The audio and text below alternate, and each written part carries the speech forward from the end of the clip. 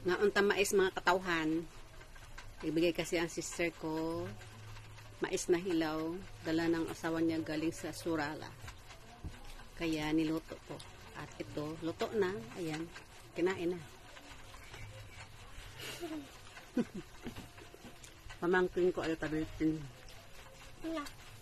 Ito oh. Malalaki.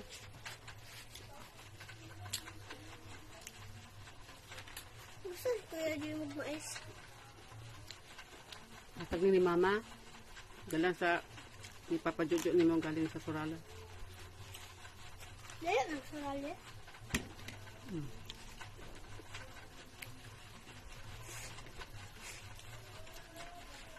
Sarap katawan, matamis. Wala lagi cheese.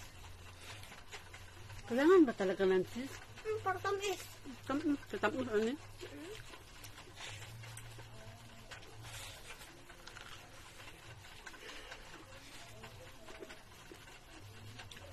Sarap pa. Tapos may, ano pa ko, Kasi. sabaw ng mais, ayan. Ha?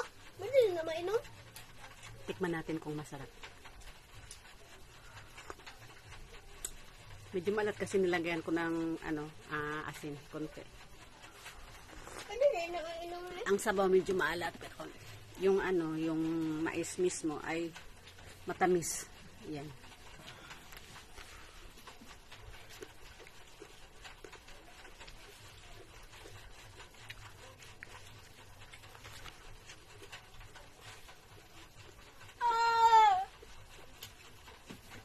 Kainit. Kaya pa ubusin ang kampong ito. Busi daw wa impin. Kaya ba? Sarap. Iputang ham.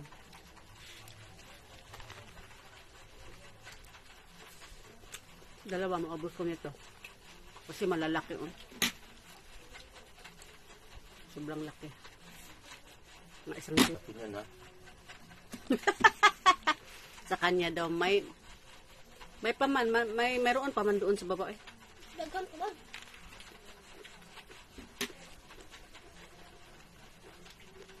Akong Ito ananin lang kakain pa ako. Para sakit.